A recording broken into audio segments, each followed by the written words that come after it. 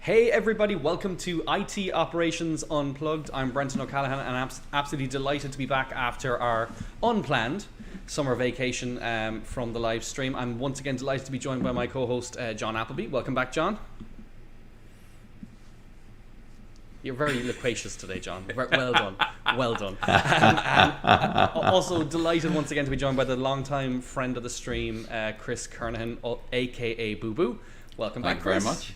Thank you very much for having me. I have certainly missed this over the summer and extended, but glad to see us back. You've also managed to lose some hair as well off the top, you know. I did. It's only a grade 3. It's only a grade 3, but I have resisted the urge to go full peanut. So I have. So I would like to say I resist that urge, but I don't think I have a choice. We won't go there. So yes, welcome back everybody. You are growing it out, Brenton. I know. I was saying to Chris earlier, it's like the wild man of Bora Bora or something like that. I'm not sure. But there we go. So today's topics. So why don't we do a quick round the table, see what people have been up to. And then I thought, I was trying to pick a topic for today's chat. And we're going to be doing these a little bit less frequently now, probably once every 2 weeks rather than once every week, which was a little bit optimistic. So today's topic of choice is around getting started with automation. And the little things you can do immediately, and what you should think about when you're doing those little things immediately, and then how you build up towards a bigger automation in the SAP operations world. If you guys want to add another topic to the list, be my absolute guest, but that was a theme I thought we could start with for today. good one to start with. Yep. Excellent. So why don't we go around the table? What have you been up to? Because actually, Chris, you were on our last stream, which was a good 6-8 weeks ago at this point. Yeah. What's new in your life? Right. Okay. So, what have I been doing? So the stuff I've been working on at the moment internally is going really well. We managed to get a second release out. We're working on our third release at the moment internally. In terms of what we're doing in the community, got some really good engagement with Ansible and a couple of new people joining the overall community to develop new playbooks and new modules for SAP. In terms of actually working and doing other interesting things, I've been doing lots and lots of stuff with Kubernetes, which has been a fascinating journey into containerization and working with the NetWeaver stack in that, and just generally, living life and not going on holidays and things like that. And I think the not going on holidays we can all empathize. Exactly. We got the whole house painted and things like that, and just enjoying it and living life. Excellent. Glad to hear. You guys are, I mean, I'm down the very south of Ireland, but you're up the very north of Ireland. You guys are going into lockdown again this week, right? Yes. So we'll be going into lockdown. No, do you know what? Actually, it's all right. So it is the kids. The schools are closed for 2 weeks. We'll see what happens after that. One of those weeks is half term anyway. Okay. And so we will just see what happens. So we will, but the last time we went into lockdown, I was surprised how little my life actually changed because I'm working from home. Yeah. The only thing I couldn't do really was go to the gym. Yeah, that was about it. How about you, John? What's new in the world of the USA? Well, I mean, it's sort of by contrast, sort of life more or less continues as normal here by now, for good or for bad. I mean, I guess it's different, but we're just so not used to traveling at this point. And somebody's having a nice chat conversation in the background. What is very nice? So, to be fair, we are actually using a new platform for the stream today, using Crowdcast, and it's actually really cool because I have a ridiculous amount of control, so I can actually mute and unmute Chris at will. Clickety clackety, I could actually switch off. Yeah. So I can mute you at will, Chris. Yes. Oh, fabulous. And that is why they did not want a virtual presidential debate. Yeah, so we've got we've got an election coming up in 20-something days, which is fascinating. Not going to get into that here because people find it very difficult to respect other people's opinions. So friends become enemies pretty quickly around the US at the minute. Oh yes, very much. When politics comes to the dinner table. Yeah. Thankfully, there are no dinner tables. So. Well, quite. Yeah. There's no Yeah, gardens either. We've been told we're not allowed to socialise in gardens anymore. That's the latest guidance we're getting. So actually, it's interesting because we're coming into sort of silly season technology and sale wise. So we've had Prime Day, and then we have Black Friday and Cyber Monday coming up in November. So yeah. I'm not sure where you're going. I mean, I just don't think they're a thing this year. I mean, no. So Prime Day was just a way for Amazon to sell more of its devices at a lower price, so that they get more control over what's happening in your home. And your life. So I don't know. There really wasn't anything else in Prime Day this year. No. They did announce I saw that, and I think it's going to be the same. New devices though. And I was reading this. I don't know much about it, but it's this whole Google neighborhood sidewalk, or not Google, Amazon neighborhood sidewalk thing. Did you guys see that? No. Where they're going to blanket entire neighborhoods in the US with low energy internet connectivity, so you can put sensors in your mailbox so you know when there's mail in your mailbox, or you can put a sensor on your dog's collar so you know where in the neighborhood your dog actually is. So they're going to blanket, and obviously I would assume their end goal is around actually tracking their trucks, where the deliveries, have you got your delivery and this kind of stuff. But they're doing this whole piece of work around blanketing communities in low bandwidth Wi-Fi to support their IoT strategy. Oh my word. Let's see if I can find something on it. But the trucks are done already, so all Amazon trucks now have GPS sensors on. So whenever you have an Amazon delivery, you can track that. Yeah. And really, I don't need to know where my dog is, especially the big one, because I just look for the trail of devastation. It's pretty easy to track. Yeah. Yeah, Amazon Sidewalk is what it's called. That is scary. Amazon Sidewalk. Amazon Sidewalk. That's quite terrifying. Well, my prediction is there's going to be a backlash. That's my prediction. By the way, I've got quite a delay on my end here. Ironically, for this platform you've chosen, my high-powered 15-inch MacBook Pro is not powerful enough and is screaming. It might be Safari versus Chrome or something. Fan sound was in the background, getting louder and louder. Fan sound, yeah. It's not my Windows laptop. Yeah, you can. Yeah. Here's another religious debate for you. Crowdcast, you've got some work to do here. Definitely it's could be a lot of power. Who knows? So anyhow, I think there's going to be a backlash here. I mean, we had did you guys watch the social thingy, whatever the movie was that Netflix made? The Social Dilemma, that's on Netflix. Dilemma. Yes. Netflix, yeah. And I think they it wasn't a very big surprise for me, but I think for a lot of people that opened their eyes to the the level of control that's going on. And we have this joke about we've got these COVID apps, right, which do contact tracing, and I think they are a wonderful thing. I absolutely trust Tim Cook and his vision to keep your device and personal life private. I think he's done a really, really good job there. He's done a phenomenal and job. People are paranoid about installing this app because they think that the government's going to track them. Here's the thing, that app is not the problem. No. Like, you're worried about that. You better delete Facebook, and you better use a secure browser, because they're tracking your every movement. So many people I've spoken to have said they was talking about something and then they got an advert on their phone. Yeah. Yeah. You are being tracked if you've got Facebook or Instagram or TikTok or anything. Well, you're being tracked everywhere you go. I mean, even John, you and I were discussing this a few weeks ago. I was reading a paper around new ways that advertisers are having to use to track you across the web. And because obviously Google and Chromium and even Firefox and SpiderMonkey, they're all trying to remove the ability to fingerprint you.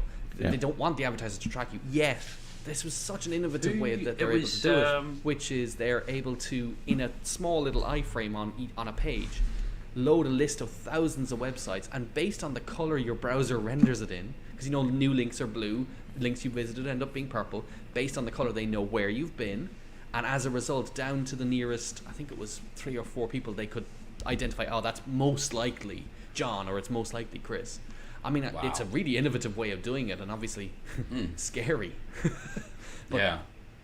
you know, if you think you're not being tracked, anyway, this is not the conspiracy live stream. We can do that. We can do that live stream. Yeah, It's not a conspiracy if it's true. Well, no, it's funny actually because It's literally- I watch somebody on YouTube called Simon Dan, and he has one called Tinfoil Tuesdays, and so this is Tinfoil Thursday for us. So it is Tinfoil Thursday. Yeah, but I am not a paranoid conspiracy theorist. No. You know, if it's true, it's true. Yeah. Isn't it by definition though that all conspiracy theorists think they are right? Just saying. I think there's a difference between generally accepted truths and whether Diana Spencer was murdered. It was a great infographic on that. Oh, that was the conspiracy funnel. Was it the It was conspiracy, a conspiracy funnel, right? Because Yeah. because you know some of them are obviously true and some of them are obviously nuts, and then of course there's stuff in the middle which gets a bit confusing. You know, it's obviously true that Area 51 is a secure site. It's obviously probably not true that there are alien experiments going on. Really? We must be really exciting our audience here, because we're getting questions in the chat room. Can you guys do a live Marmite versus Vegemite taste test? We're doing really well here. No, Welcome definitely back, guys. not. Definitely not. Awesome. So our topic of the day, why don't we try and get to it? Yes. So over the last few months, we've all been amazingly busy. That's as is always the case. But I can tell you that personally, I managed to get to grips with a little bit of Ansible actually. Quite enjoyed myself over a few weeks. I was doing some work with one of our technical teams, and they needed some stuff testing. So I said, why not? Let's see what all the fuss is about. So I actually finally got hands on with Ansible, which I had not managed to do before. Pleasantly impressed, as I knew I would be. Found it quite an interesting journey, and very, very easy to get up and running actually. If in my case, I was just testing on a few servers, so I spun up a few servers in my playground of choice, which at the moment is DigitalOcean actually. The ability to spin up stuff there is really, really easy and quick. And John's typing really loudly. When you were working on DigitalOcean, you were actually provisioning the infrastructure from bare metal straight to, well, actually a virtual machine through, you hadn't, so you were going, you were using Ansible end to end from the hypervisor through to the operating system and into the configuration.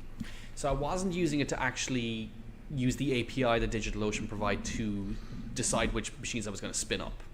I span up the machines and then used Ansible to deploy specific packages to those machines, and then install those packages and get them up and running. But it was quite nice actually. I quite enjoyed myself, and I now see what all the fuss is about. It's not a great story, but I just thought what I wanted to kind of get across was that it was ridiculously easy to get going, get it working, and actually start to automate the deployment of commercial packages out to a landscape I built, which was 5 or 6 servers, one master control server, and it was pushing stuff out, installing it on 4 different OS types. And I had that done in pretty much half a day. It was pretty cool. Anyway, that's just my one of the little things I've been working on specifically in this space.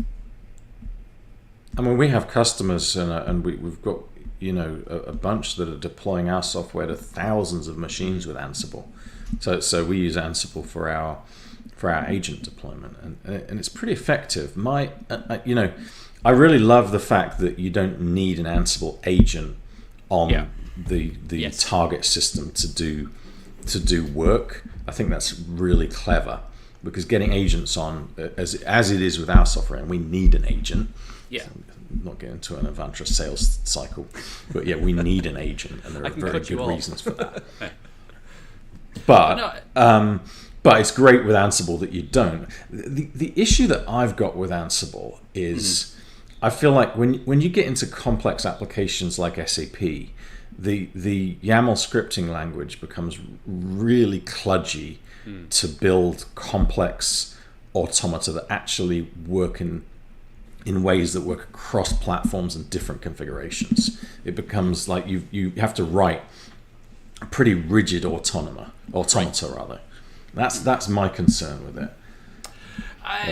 It's really valid, John. But at the end of the day, the purpose of the YAML scripting is not a formal language in that way. It is a configuration declaration.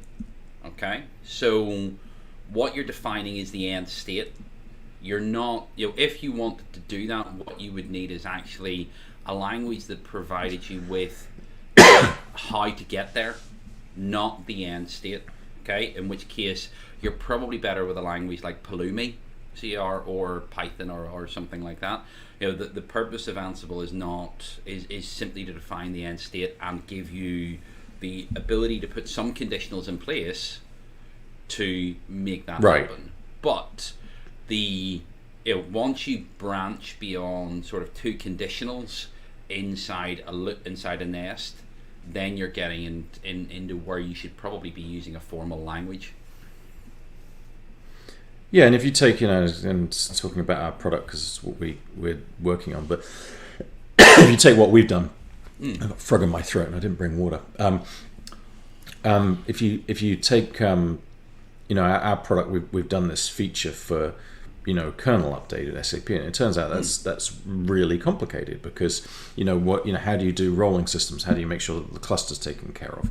How do you make sure that you've copied the files successfully and that you've got rollback playbooks? And you're talking about an automata that has hundreds of conditions. Now you could create those conditions, dynamically create the Ansible playbooks, and then run them. That would work. Yeah. But you couldn't create the automata that I just described in Ansible in my mind. It would be completely illegible. I love the way you flicked it back as you expect me to challenge John in that way. No. Well, I'm actually interested because I wouldn't call myself an Ansible expert. I'd call myself a debutante.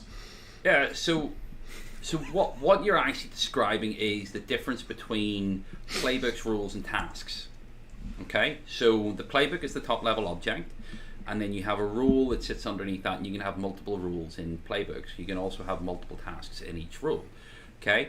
What you would get into is, if you were doing that, you would define each automation or each step in the automation as a task within a rule, and then what you can do is you can put the conditional at the rule level using a fact. So a fact could be an operating system type, a fact could be the product that's actually being used, and actually create those binary branches in that way. But you're right in the fact that it is a complex task. It's a complex task that even when you're doing it manually, when you look at what you actually have to accomplish, you have to go through the notes, you have to do this, you have to do that, you have to check all these things.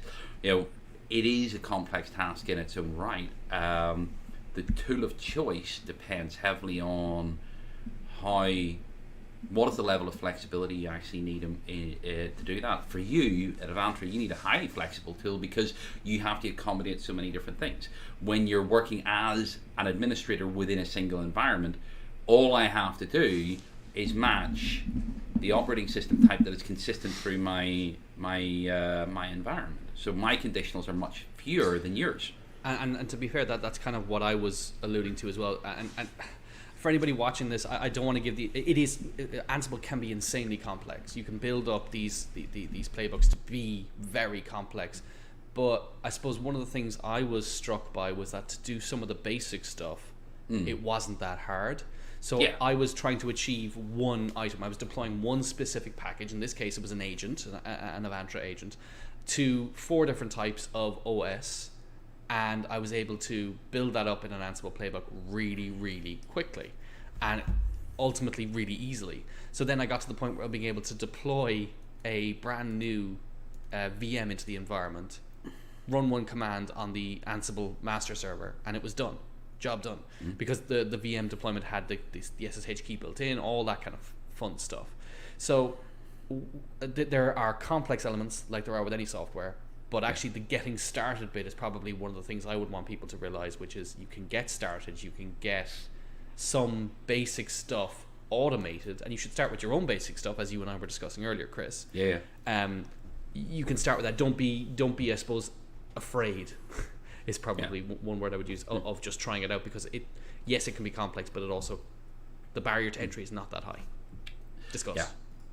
Yeah, well, Ansible. You can download Ansible just from repo. So John's on mute, by the way, John. So for example, there's three different happy paths, if you will. If you were using, I work in GCP, so I can use the Cloud Shell. I can just do an apt-get and pick up for Ansible in my laptop. I'm using the Linux subsystem for Windows. Again, I can just install it directly from there, or I can install Ansible at the command line from Windows. There's a standard package, you just download it and away you go. In terms of actually playbooks to get started, Red Hat, who now own Ansible, have an open GitHub repo. So for our SAP environment, they actually have a really vibrant ecosystem, community of people actually writing playbooks for SAP in those GitHub repos. Yeah, it's a great point. So let me ask a different question, which is, where would you two start if you were a IT operations professional working with an SAP Landscape, or even non-SAP? I'm gonna let John go first. Where would you start from an automation standpoint? Would you actually say forget Ansible, do something else first? Where would you start, John? So, I don't know if this is the answer you want, but it's the answer you're going to get. Install. As is so often the case. This is often the case, but you've got to start by understanding the problem space. So, and there are two aspects to it. There's this Google methodology that says if you're going to do it once, do it. If you're going to do it twice, automate it. So think about the things that you do, but then also think about the frequency in which you do them. Yep. And the amount of time that it takes. Yep. And then think about the complexity to automate it. And you can then put this on a little, and then this becomes a product plan, right? You can put it on you can put the stickies on a wall, and you've got value of automation, and you've got cost of automation. Yeah. And by the way, this is how we do some of our product planning. So we get customers to give us input on that, and that's why, by the way, why we chose kernel updates, because it's done so often. Yeah. That it's actually valuable to do. So for us, that was the choice we made. It's actually somewhat straightforward, although very complicated to automate kernel updates, and extremely high value. And so, but I think that's really different to each organization, each customer, and each admin. Therefore, as to where they should start. But also, and the next piece of advice I would have would be, make sure you really understand the problem space. Because we had a customer, for example, that spent several developer years trying to automate SAP kernel updates with Ansible. And it never worked because the number of conditions was too high. So make sure that you're biting off something that you can actually chew. Otherwise, you will just end up with a half-built automata that doesn't do everything. And automata have to solve an end-to-end problem. If it only solves half of it, it doesn't help you at all. Yep. Good advice. Okay, Chris, where would you start? So I absolutely do agree with John in the fact you have to understand the problem space. You have to understand your pain point. What is it you are trying to solve? Okay, but I would take a slight step to the side, maybe, or in order actually to get the time to spend to solve this, or to solve the problem you want to solve, you need to build some capacity. Okay, and I would actually start with something really, really simple, like the Windows macro recorder. So if you take a task that you execute on a regular basis, okay, or something that is a highly structured, simple task, okay, then you're like checking backups every day, or you know, doing daily checks, or looking for short dumps and things like that. You can simply build a macro recorder and run that, and free up a little bit of time for you to spend understanding your problem space. Okay, so you're not having to add a number of hours onto your day in order to make this happen. Okay, so it's the virtuous cycle of repaying technical debt. Okay, so technical debt is, you badly written code, for example, which then reduces business agility, which means your business actually gets less money, which means there's less money to go into development, and then because there's less money to go into development, you end up writing bad code, and you keep going around this vicious circle. If you actually step out of that and try to free up a little bit of capacity, then you can do that. Then you can reduce incidents. Okay, if you reduce incidents, then you free up people's capacity. If you do that, then you can actually start to repay technical debt, and then you can continue moving round and round and round. Okay, so Chris will be right back after this commercial break. Yes, I will be. No, I do agree with what you were saying, Chris. I do want to move us along slightly because of in the interest of time. And John, I'm going to pick on you in a second, just because we've been talking quite a bit about what people are doing at the moment, and has the current state of affairs, and I mean the new normal, or whatever phrase you want to use to describe the world at the moment. There are many of those phrases. There are. Has it changed the priorities? So what Chris described, which is a focus on reducing technical debt, automating where you can, etc., etc., etc. We link that back to digital transformation. We link that back to the initiatives that were in progress at the start of this year, prior to things changing. Are people still embarking on these journeys? Have things stalled? And I know there's something you and I have discussed quite a bit. So what's your perspective on this? Leading question. I mean, it's really weird, is the short answer. So I think what happened as we headed into lockdown, and I think my office cat is now coming to harass me. So we've been away for the entire cat. time that I've had an office foster cat, and he's going to a new home momentarily. So say hi, Rooster, to everyone. We can't actually see Rooster, anyway, which is just below the camera line, just so you know. You can't see Rooster. Hang on. Let me... We can hear him. This is Rooster. Hello, Rooster. You can hear Hello, Rooster. Rooster. Rooster's cute, but also a little annoying. Anyhow. And now famous. He's got a forever home. Excellent. But he comes out whenever I'm on video call to get fuss. Yes, he does.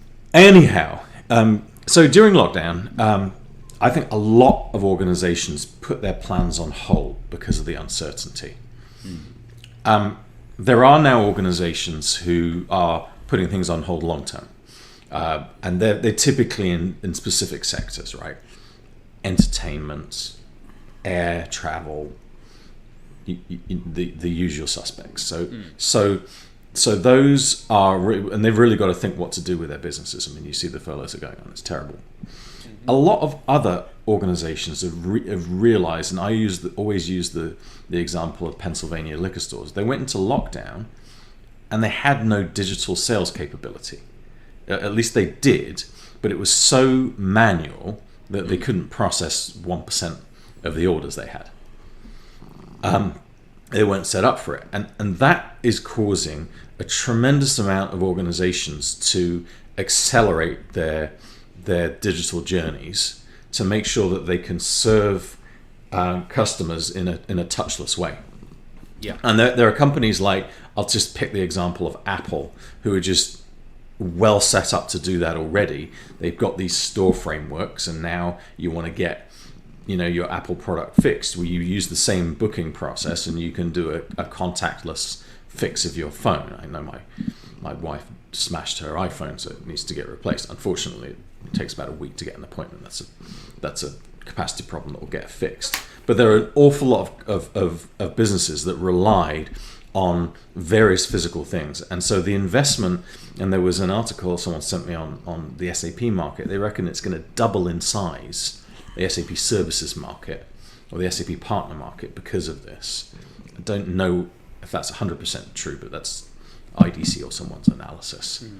So I think it's a once in a generation opportunity, and my point of view is that COVID is much closer to a war than it is a traditional disease, because we're thinking like in wartime, where we're accelerating vaccines in a way that we would only do, science moves on this fast during war. And I think that's really interesting. I think it's potentially also really exciting, because I think it'll move society forwards, probably 30 years in 3 years. So we interesting probably times. should at some Did I answer your question, or just you did? Although I was trying to lead you towards the numbers that you and I have been discussing. But no, you brought up an interesting point though, and I tend to agree with what you're saying, which is yes, it's gonna force us as a humanity, as a world, to move forward faster on things that would otherwise have taken longer. There is of course the elephant in the room, which is the fact that we've gone 10 steps back when it comes to topics like climate change. I mean, we had an opportunity there in the last 6-7 months to really make a difference, and we haven't been doing it. I would like to think that would change if this continues and when this continues. But I think that might be true in the short term. But I believe in a positive future, and I think it's not completely unrealistic. And for the first time this year, solar is now the cheapest form of energy. And there's nothing that makes green like money. Yeah. Exactly. I think. Sorry, go on. Go on, Chris. You go first.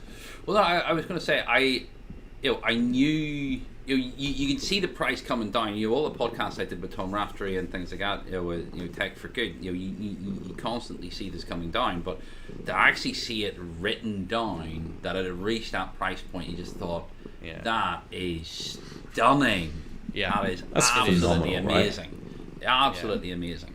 So. I suppose the thing. And we're not done there either. We're not. No. We're not done with innovation in solar. I think we'd do another jump. Yeah. So that's phenomenal. I mean, I'm really interested because my roof at some point is going to need replacing. And how far are we away from solar roofs? Yeah. Well, Musk already has that solar. What's the company? Solar City.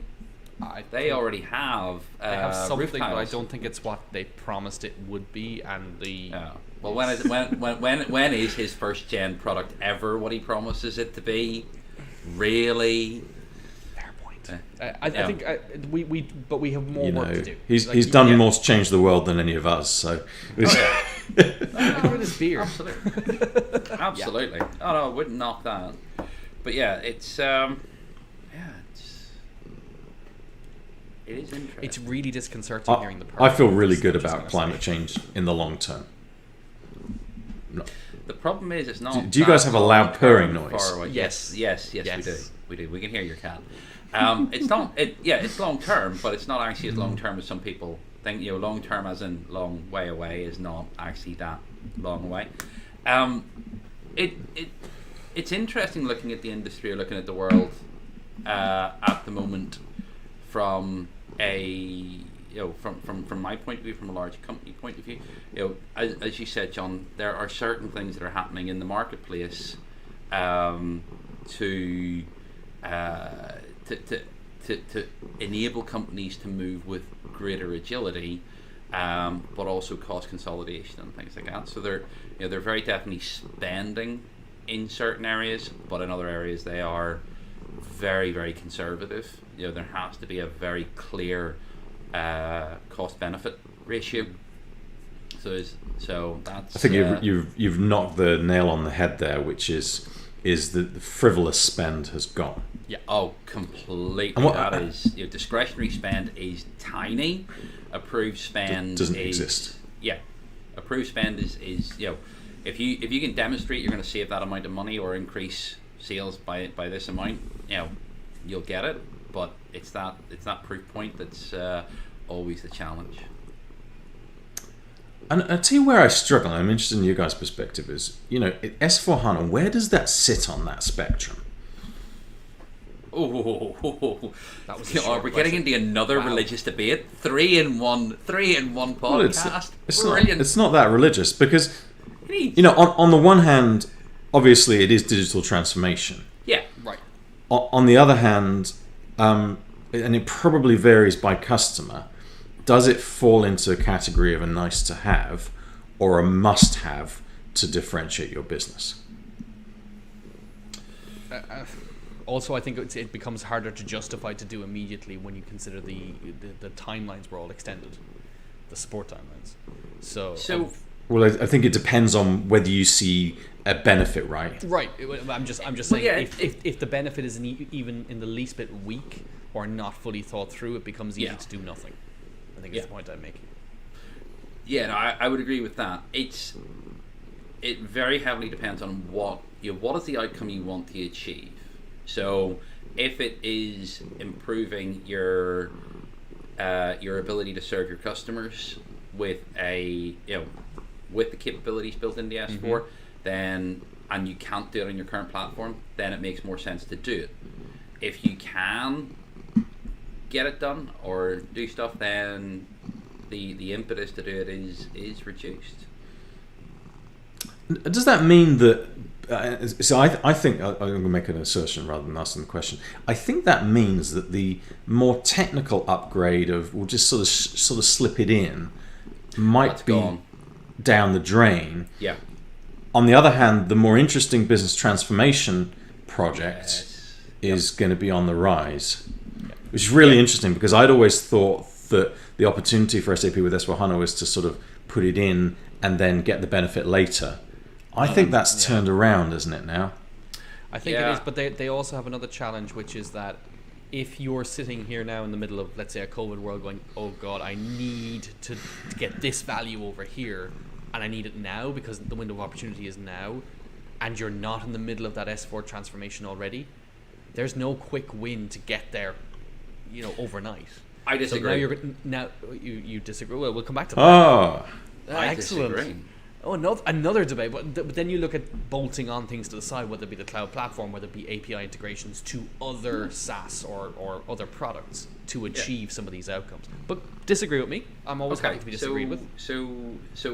And let's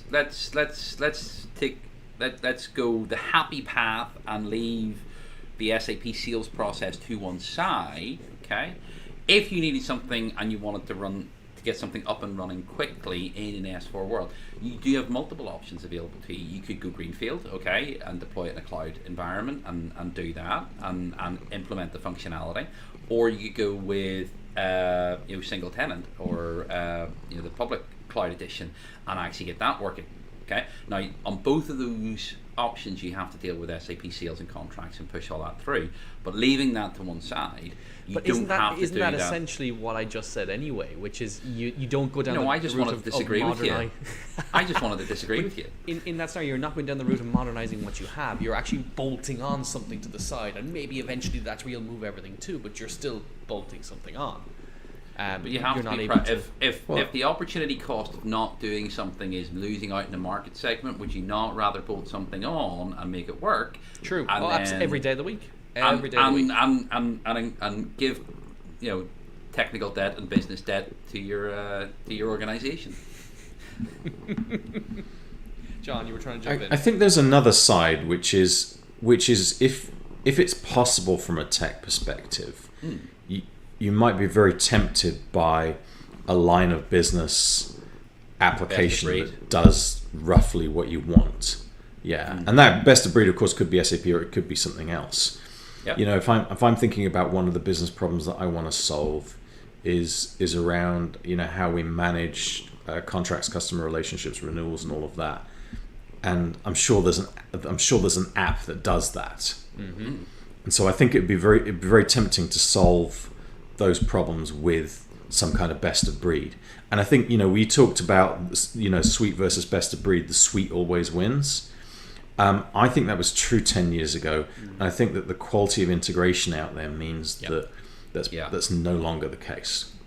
Yeah. And if I were an S4 customer and I wanted to solve that problem 10 years ago, I'd be pretty tempting if there was an SAP module that did 50% of what I needed and I'd custom code the rest.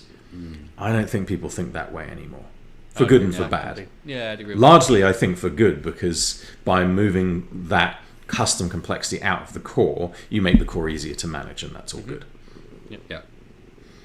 By the way, as an aside to your original question, Brenton, the large SIs that I'm talking to are saying they have an uptick so the projects got recontinued, and they have an uptick in prospects.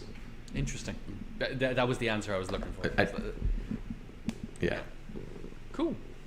All right, guys. Any final thoughts? We're just coming up, heading towards the top of the hour, and I know, Chris, you've got another call at the top of the hour, so I appreciate your time. Yes. And John, Talking you the same. Talking to one of my favorite partners. Any final thoughts before? I got another interview at the top of the hour.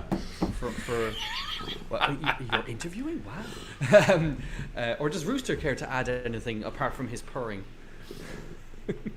His incessant purring, yeah. He's currently moved himself, so he's sort of halfway up me. We did get a nice entry into the chat channel a few minutes ago saying John is purring, so which I found quite amusing, because obviously we can't see the cat. Yes. You were enjoying the conversation. Oh no. Yeah. Any final thoughts, guys? That's a sight I don't need to see. Right. Okay. Perfect. I've got a final thought, which is Rooster had a Zoom interview yesterday. That's the world we've got to, because he's getting a new home, and the prospect wanted to be introduced to him, and I'm like, well, fabulous. Here we go, cats on Zoom. Sure, even I've gone down the route now of my my living room. On our big TV, I've installed a permanent camera, I've installed a permanent computer, and a remote keyboard, because every few nights we have a Zoom dinner party with friends, or we have quizzes and this kind of stuff. Just the way we're living now, isn't it? Haven't invited me yet. I'm gonna go. See you later. I haven't done it. You were supposed to physically come down and visit me, and that wasn't my fault. So, any final thoughts, Chris, before we close out? No. As always, it's been a fascinating conversation. So thank you very much for having me. I very much appreciate it. Anytime, and thank you everybody for joining us. Thank you, John, for co-hosting as always, and thank you, Chris, for joining us. You're always welcome back on the podcast, and we'll have you back on again soon. Thank you very much. So thank you, everybody, and cheers, have a great folks. evening. Bye.